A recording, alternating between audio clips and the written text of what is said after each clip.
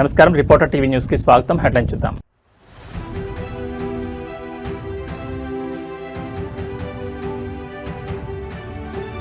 జనసేనలో సేనాకాలం కమిటీ ఏర్పాటు, సరికొత్త రాజకీయ వరవడికి పవన్ కళ్యాణ్ శ్రీకారం.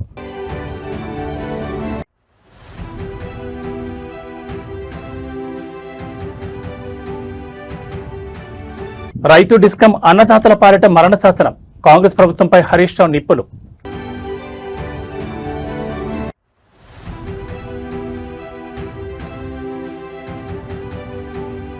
మంతని బస్టాండ్ ప్రగతి పనులకు మంత్రులు పొన్నం ప్రభాకర్, శ్రీధర్ బాబు శంకుస్థాపన. కాళేశ్వరం బస్టాండ్ నూతనీకరణకు 3 కోట్లు మంజూరు.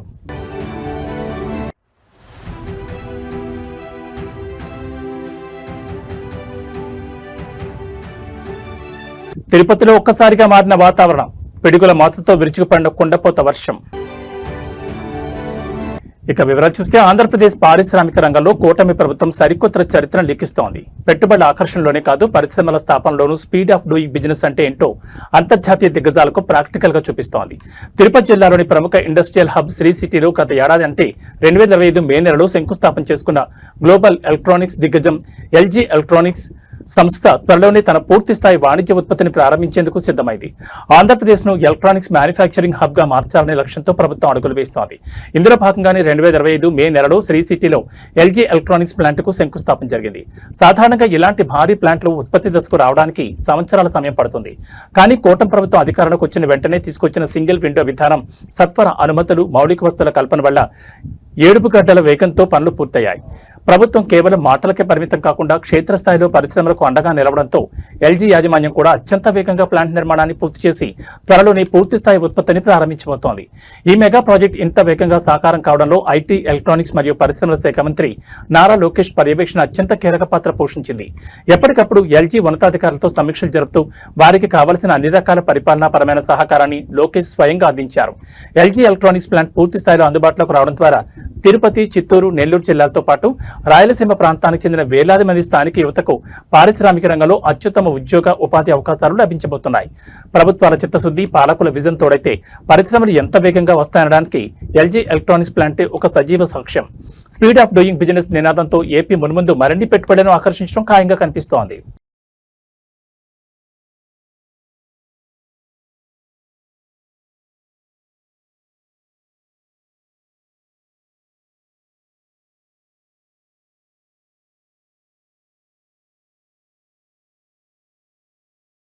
దశాబ్దాలుగా సాగుతున్న బూజు పట్టిన కుల, మత విద్వేషపూరిత రాజకీయాలకు చరమగీతం పాడేందుకు జనసేనాని సరికొత్త అడుగు వేశారు. సమకాలీన రాజకీయాలు విప్లవాత్మక వరవడికి శ్రీకారం చుడుతూ సామాజిక సామరస్యం, బాధ్యతాయుత రాజకీయాలు, రాజ్యాంగ విలువల పరిరక్షణ ధ్యేయంగా జనసేన పార్టీలో సేనాగళం అనే నూతన కమిటీని ఏర్పాటు చేస్తున్నట్లు పార్టీ అధినేత పవన్ కళ్యాణ్ సంచలన ప్రకటన చేశారు. మంగళగిరి ప్రధాన కార్యాలయంలో జరిగిన కీలక సమావేశంలో ఈ కమిటీ విధి విధానాలను ఖరారు చేస్తూ రాజకీయ విమర్శలపై ఆయన అత్యంత కీలక వ్యాఖ్యలు చేశారు. రాజకీయాల్లో ప్రత్యర్థులను ఎదుర్కొనేందుకు మొల్లును మొల్లుతోనే తీయాలి అనే పాతబడిన నానుని పవన్ కళ్యాణ్ తీవ్రంగా తప్పుపట్టారు. ఒక సామాజిక వర్గం విమర్శిస్తే తిరిగి అదే వర్గానికి చెందిన నాయకులతో ప్రతి విమర్శలు చేయించే బూర్జువా సంస్కృతికి జనసేన శాశ్వతంగా స్వస్తి పలుతోందని కుండబద్దలు కొట్టారు. ప్రస్తుత రాజకీయాల్లో కొందరు నాయకులు చేసే వ్యక్తిగత తప్పులను వారికే పరిమితం చేయకుండా వారు పుట్టిన కులం, మతం లేదా వర్గాలకు ముడిపెట్టి సమాజంలో ఉద్దేశపూర్వకంగా విద్వేషాలను రెచ్చగొడుతున్నారని ఆయన తీవ్ర ఆవేదన వ్యక్తం చేశారు. తప్పు చేసిన వారిని వ్యక్తిగత స్థాయిలోనే ప్రశ్నించాలి తప్ప ఆ వ్యవహారంలోకి మొత్తం సామాజిక వర్గాలను రాకూడదని అనేది జనసేన స్పష్టమైన విధానమని ప్రకటించారు. ఈ సేనాకాలం కమిటీ ప్రధానంగా నేటి జన్జీ యువత ఆలోచనలు, ఆశయాలను ప్రతిబింబించేలా దేశ సమగ్రతకు భంగం వాటిల్లకుండా గళం వినిపించనుందని పవన్ కళ్యాణ్ స్పష్టం చేశారు. తమ స్వార్థ ప్రయోజనాల కోసం తాము చేసిన తప్పులను కప్పిపుచ్చుకునేందుకు కొందరు రాజకీయ నాయకులు కులం, మతం, ప్రాంతీయత వంటి భావ వ్యవస్థలు ముదుగు వేసుకుని దాక్కునే ప్రయత్నం చేస్తున్నారని, అయితే నేటి ఆధునిక యువత ఇటువంటి కుహానా రాజకీయ సంస్కృతిని తీవ్రంగా వ్యతిరేకిస్తోందని ఆయన హితవు పలికారు. ఈ కమిటీలో అన్ని సామాజిక వర్గాల సభ్యులకు స్థానం కల్పిస్తూ అభ్యుదయ భావాలతో అత్యున్నత సామాజిక బాధ్యతతో జనసేన ముందుకు సాగుతుందని వెల్లడించారు.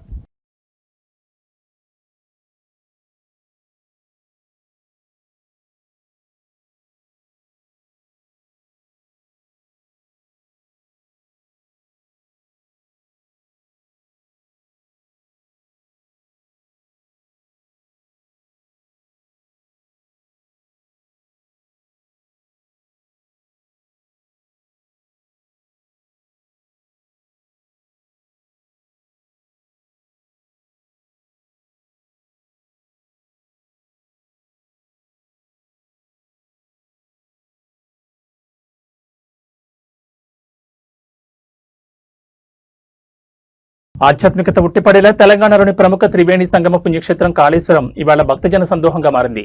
గత సంవత్సరం ముఖ్యమంత్రి చేతుల మీదుగా అత్యంత వైభవంగా ప్రారంభమైన పవిత్ర సరస్వతి నదీ పుష్కరాల ఉత్సవాలు ఈసారి జరుగుతున్న అంచె పుష్కరాలతో ముగింపు దశకు చేరుకున్నాయి.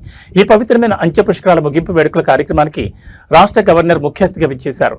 స్థానిక ఎమ్మెల్యే మరియు రాష్ట్ర మంత్రి దుద్దెళ్ల శ్రీధరబాబు సమర్థవంతమైన నాయకత్వంలో ఈ పుష్కర వేడుకలు ఎంతో ఘనంగా క్రమశిక్షణతో నిర్వహించబడుతున్నాయి. సరస్వతి అంచె పుష్కరాల సందర్భంగా ఈ పుణ్యక్షేత్రానికి తెలుగు రాష్ట్రాలతో పాటు దేశం నలుమూలల నుంచి లక్షలాది మంది భక్తులు తరలివచ్చి అత్యంత భక్తి శ్రద్ధలతో పవిత్ర పుణ్యస్నానాలను ఆచరిస్తున్నారు.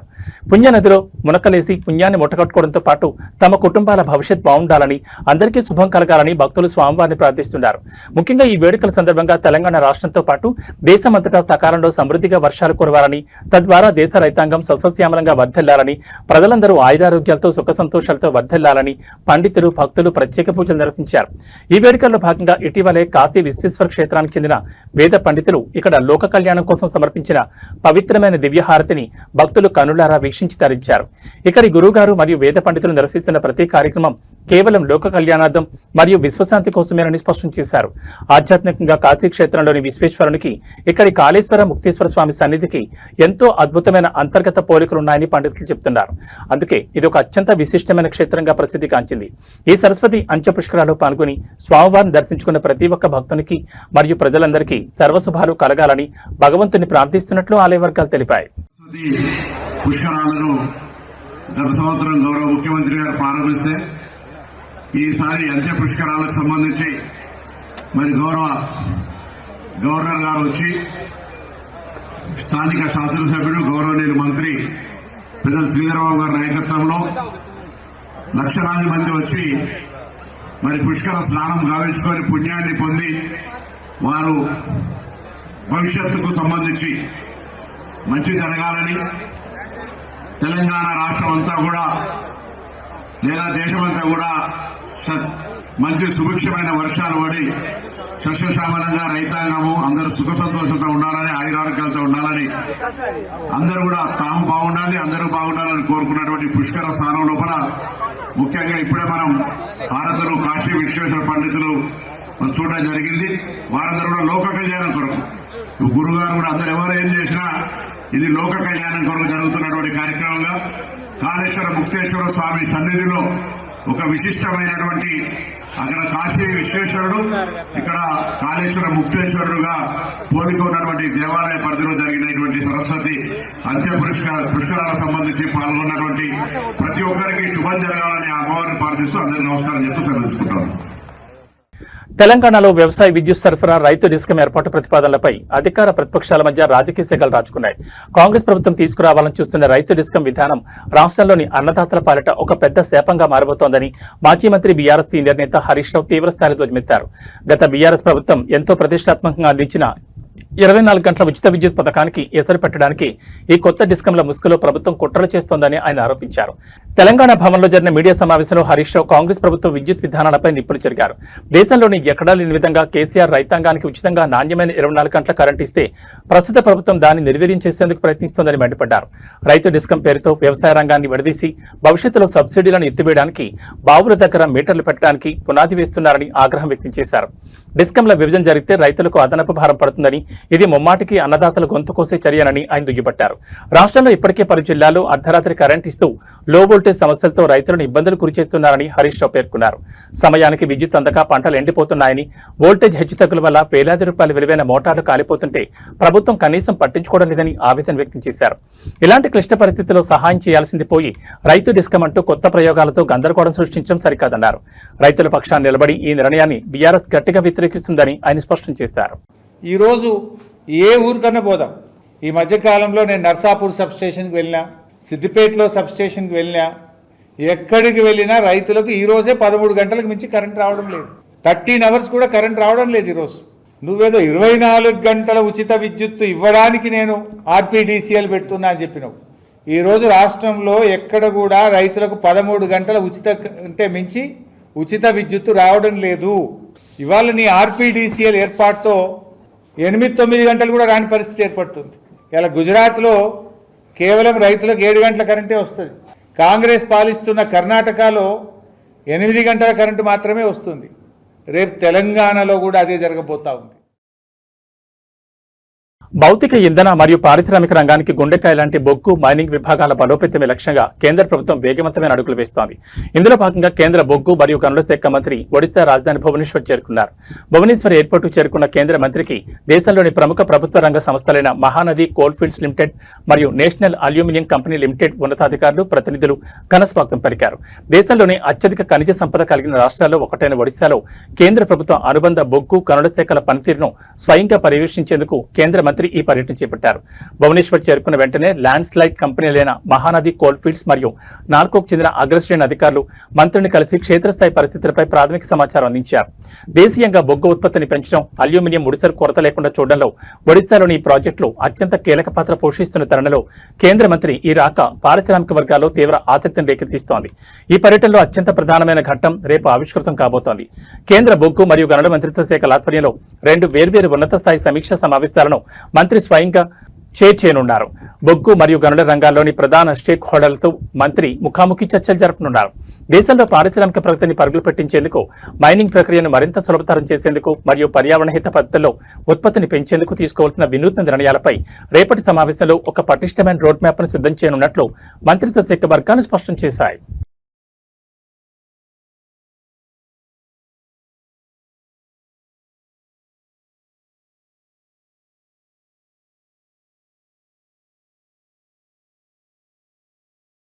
ఆధ్యాత్మిక నగరం తిరుపతిలో వాతావరణం ఒక్కసారిగా మారిపోయింది. తీవ్రమైన ఎండలతో అల్లాడుతున్న నగర ప్రజలకు, తిరుమల శ్రీవారి భక్తులకు వాతావరణం భారీ ఉపశమనం కలిగించినప్పటికీ ఒక్కసారిగా విరిచిపడిన గాలివాన నగరంలో బీభత్సం సృష్టిస్తోంది. తిరుపతి నగర వ్యాప్తంగా ఉరుములు, మెరుపులు, భారీ ఈదురుగాలతో కూడిన నల్లటి మబ్బులు కమ్ముకుని కుండపోత వర్షం కురుస్తోంది.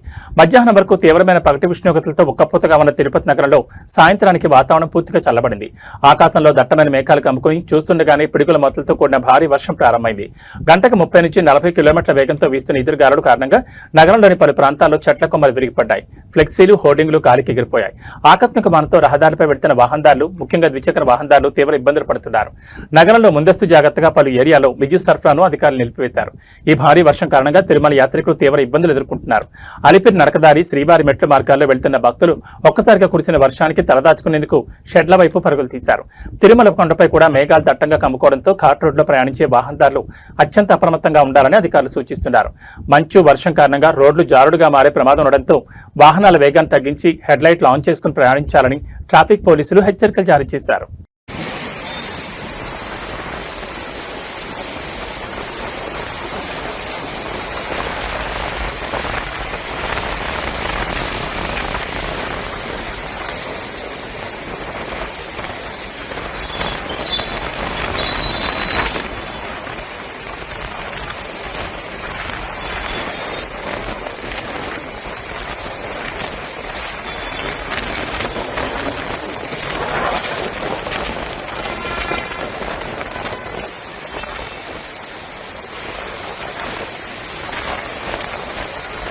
పల్నాడు జిల్లా అభివృద్ధి మనందరి ఏకైక ప్రధాన లక్ష్యం కావాలని ఆంధ్రప్రదేశ్ కూటమి ప్రభుత్వం స్పష్టం చేసింది.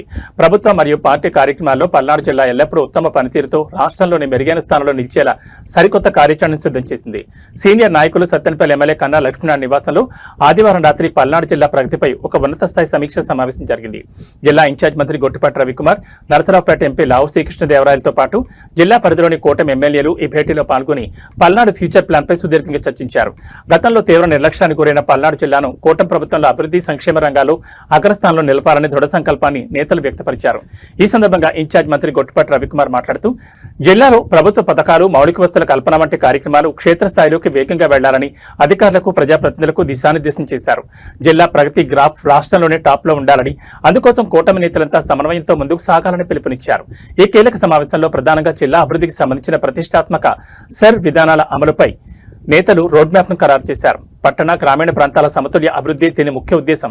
అదే సమయంలో కూటమి ప్రభుత్వంపై ఉద్దేశపూర్వకంగా విపక్ష వైసీపీ చేస్తున్న దుష్ప్రచారాన్ని, అబద్ధపు ఆరోపణలను క్షేత్రస్థాయిలో సమర్థవంతంగా తిప్పికొట్టాలని నేతలు నిర్ణయించారు.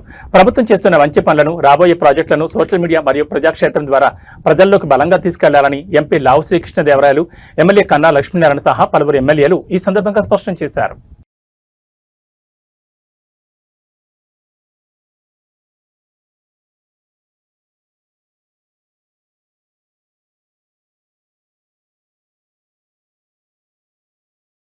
తెలంగాణ కాంగ్రెస్ ప్రభుత్వం ఎంతో ప్రతిష్టాత్మకంగా భావిస్తున్న ఇందిరమ్మ ఇళ్ల పథకం క్షేత్రస్థాయిలో వివాదాలకు అవినీతి ఆరోపణలకు కేర్ ఆఫ్ అడ్రస్ గా మారుతోంది. అర్హులైన పేదలకు సొంతింటి కలను నిజం చేయాల్సిన ఈ పథకంలో స్థానిక కాంగ్రెస్ నేతలు లంచాల వేట మొదలుపెట్టారనే సంచలన నిజం సూర్యాపేట జిల్లాలో వెలుగుచూసింది. ఇందిరమ్మ ఇళ్లు మంజూరు కావాలంటే ఏకంగా ₹1,00,000 లంచం ఇవ్వాలంటూ కాంగ్రెస్ నాయకులు అధికార బలంతో పేదలను వేధిస్తున్న ఉదంతం ఇప్పుడు రాష్ట్ర వ్యాప్తంగా కలకలం రేపుతోంది. తాము చెప్పిన వారికి ఇళ్లు వస్తాయంటూ వారు బహిరంగంగానే బెదిరింపులకు దిగుతున్నట్లు ఆరోపణలు వినిపిస్తున్నాయి. సూర్యాపేట జిల్లా నడిగూడి మండలం రత్నవరం గ్రామానికి చెందిన సుకన్య అనే పేద మహిళకు ప్రభుత్వం నుంచి ఇందిరమ్మ ఇళ్లు మంజూరు అవ్వాల్సింది. అయితే గ్రామానికి చెందిన కొందరు కాంగ్రెస్ నాయకులు ఆమెను సంప్రదించి ఇల్లు కావాలంటే ₹1,00,000 నగదు లంచంగా ఇచ్చుకోవాలని డిమాండ్ చేశారు. అంత పెద్ద మొత్తం తాను ఇచ్చుకోలేనని సదరు మహిళ ఆవేదన వ్యక్తం చేయగా స్థానికంగా తాము చెప్పిన వారికి ఇళ్లొస్తాయి, తాము రాసిస్తేనే లిస్టులో పేర్లుంటాయంటూ సదరు అధికార పార్టీ నాయకులు ఆమెను తీవ్రంగా బెదిరించినట్టు తెలుస్తోంది. ప్రభుత్వ పథకాల కేటాయింపుల్లో స్థానిక నేతల విచ్చలవిడి జోక్యం, బెదిరింపుల పర్వంపై రత్నవరం గ్రామస్తులు సైతం తీవ్ర విస్మయం వ్యక్తం చేస్తున్నారు. తమకు రావాల్సిన ఇందిరమ్మ ఇళ్లను అడ్డుకుంటూ ₹1,00,000 లంచం కోసం వేధిస్తున్న స్థానిక కాంగ్రెస్ నాయకులపై కోదాడ ఎమ్మెల్యే ఉత్తమ్ పద్మావతి రెడ్డి తక్షణమే స్పందించి న్యాయం చేయాలని బాధితురాలు సుకన్య కన్నీటి పర్యంతం అవుతూ డిమాండ్ చేస్తున్నారు. నియోజకవర్గంలో పార్టీ ప్రతిష్టను దెబ్బతీస్తూ పేదలకు లంచాల కోసం పీడిస్తున్న ఇటువంటి నాయకులపై కఠిన చర్యలు తీసుకోవాలని, అర్హురాలైన తనకు ఎలాంటి లంచాలు లేకుండా ఇందిరమ్మ ఇళ్లు దక్కేలా చూడాలని ఆమె కోరుతున్నారు. పేదల ఇళ్ల పథకంలో సాగుతున్న ఈ ముసోడి దందా ఇప్పుడు స్థానికంగా కాంగ్రెస్ పార్టీ శ్రేణుల్లోనూ పెద్ద చర్చకు దారితీస్తుంది. ఇందిరమ్మ ఇల్లు 16 ఇండ్లు వచ్చినాయి సార్. మాకు రావిని వినయవర్ధన్ రెడ్డి, ఆ వినయవర్ధన్ రెడ్డి మా ఇష్టం వచ్చినట్టు చేసుకుంటాం, మేమేమన్నా చేసుకుంటాం, నీకు ఇల్లు అయితే రాని అంటుంది సార్. మళ్ళీ బాబు గారు అని ఇక్కడ ఇదివరకు పాత సర్పంచ్ సార్, ఎప్పుడు వచ్చినా కూడా లంచాలు తీసుకుంటాడు ఆయన, తీసుకొని ఎవరికి ఇల్లు రానియాడు. ఇప్పుడు నేను ఇక్కడ నుంచి వస్తుంటే నా పరిస్థితి ఏంది, ఇల్లు కూలిపోతుందంటే ₹1,00,000 ఇవ్వమన్నాడు. నా దగ్గర డబ్బులు లేవన్నా, 50,000 ఇవ్వమంటుండు. నీ దిక్కున్న చోట చెప్పుకోపో, మీడియా చెప్పుకోవా, కలెక్టర్ చెప్పుకోవడం, మేడంకి చెప్పుకోవా అన్నాడు. ఇప్పుడు ఉన్న రవి మెయిన్ క్యాండిడేట్, కాంగ్రెస్ అధ్యక్షుడు అంట, ఆయనతోటి సంబంధాలు పెట్టుకొని మంచిగా ఉండి పర్సనల్ గా మాట్లాడితే ఇల్లు ఇస్తాడంట. ఆయనకు సంబంధించిన వాళ్ళకి ఇల్లు ఇస్తాడు, మాకు ఇల్లు ఇయ్యరంట. సోమ సీను ఆయన పోయి కులాలకి 2 అంటే మా కులంలో నేను లేని దాన్ని కాదంటే మినిస్టర్ కాడికి పోయినా కూడా మాకు సంబంధించిన వాళ్ళకి ఇల్లు వస్తాయి, నీకు రావంటుంది సార్. ఇక్కడ అన్యాయం జరుగుతుంది, నన్ను బాధ పెడుతుర్రు, నన్ను నష్టపోయాను నేను, నాకు ఇల్లు బాగలేదు, నాకు ఇల్లు రావాలి సార్, ఎట్టనే చేసి నాకు ఇల్లు ఇప్పేయండి. వాళ్ళంటే నన్ను బయటికి రానియకుండా చేస్తారంట, వాళ్ళని మాత్రం ఏదో ఒకటి చేయాలి. మేడం అంట వాళ్ళకే ఇచ్చిందంట, వాళ్ళ ముగ్గురునే ఇక్కడ ఊరిని చూసుకో అని చెప్పిందంట. సర్పంచ్ గారు పోయి నా గురించి అడిగితే అమ్మాయికి నేను నీ సంతకంతో మాకు పని లేదు, నీ సంతకాలు పెట్టుకుంటాం, మేమే చేసుకుంటాం, మా ఇష్టం అని చెప్తున్నారు సార్. ఇది పరిస్థితి సార్, మాకు న్యాయం చేయండి సార్. నా పరిస్థితి బాగలేదు సార్, ఇదివరకు కరోనా వచ్చి నాకు కాళ్ళు పడిపోయినాయి సార్, నా పిల్లగాడు చదువుకునే పిల్లగాడు సార్, పనికి పంపిస్తున్నా సార్, ఇల్లు లేదు సార్, మమ్మల్ని ఎవరు రానియట్లేదు సార్, ఎవరింటి పోతే ఎవరు రానిస్తారు సార్, ఎవరు రానియట్లేదు సార్. గాలి వచ్చిన వర్షం వచ్చిన ఇల్లు 4 రోజులైంది సార్ అన్నం తినగా. వాళ్ళ చుట్టూ ఇళ్ళ చుట్టూ తిరుగుకుంటూ దండం పెట్టుకుంటూ తిరుగుతున్నా సార్, కాళ్ళు పట్టుకుంటూ తిరుగుతున్నా సార్, కళ్ళు తిరుగుతున్నాయి సార్ అన్నం తినగా.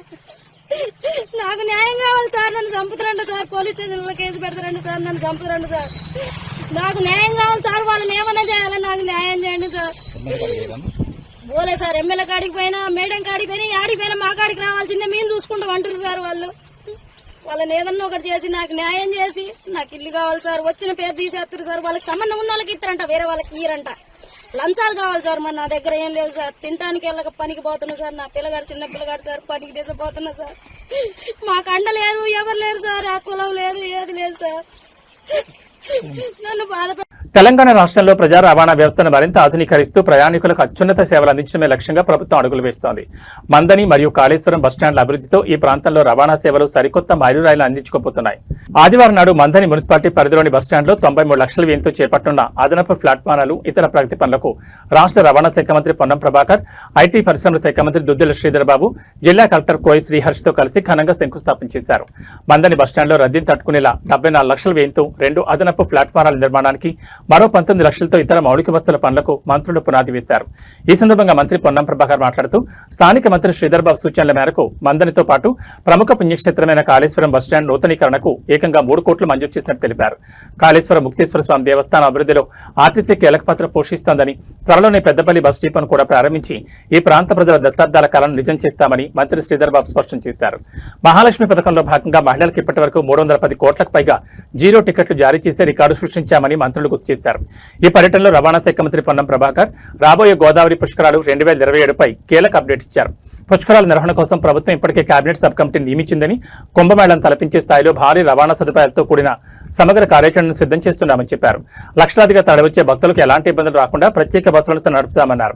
ఇదే సమయంలో ఆర్టీసీని ప్రభుత్వంలో విలీనం చేసే ప్రక్రియకు తమ ప్రభుత్వం పూర్తిగా కట్టుబడిందని కార్మికులకు భరోసా ఇచ్చారు. గుర్తింపు సంఘాల ఎన్నికల అనంతరం కార్మిక ప్రతినిధులతో ఆత్మీయంగా చర్చించి తదుపరి చర్యలు చేపడతామని, కార్మికులు ఎలాంటి అపోహలను నమ్మొద్దని మంత్రి సూచించారు.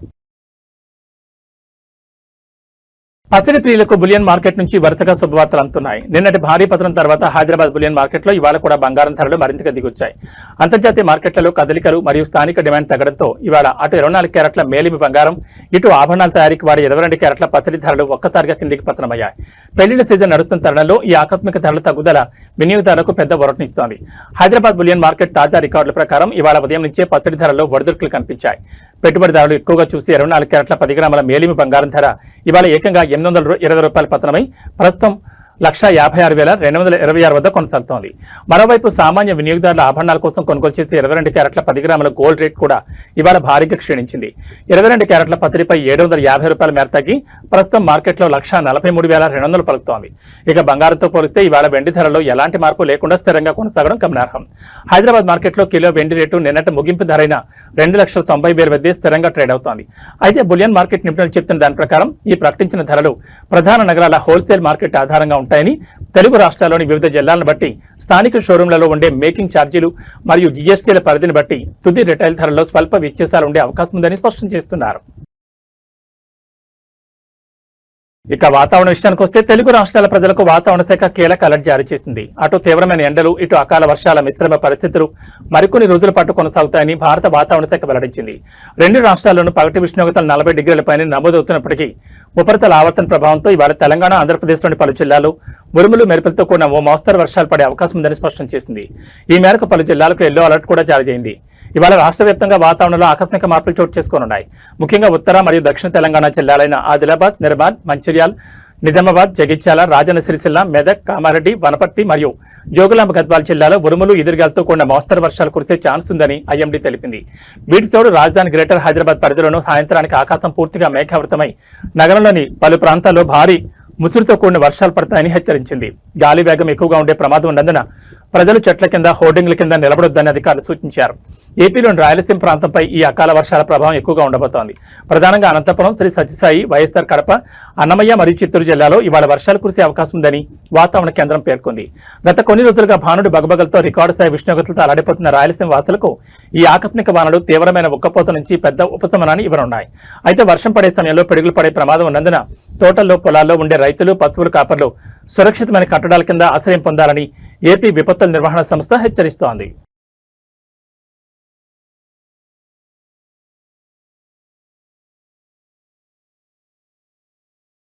ఇవి బులెటిన్ విశేషాలు. మరో బులెటిన్లో మళ్ళీ కలుసుకుందాం. నమస్కారం.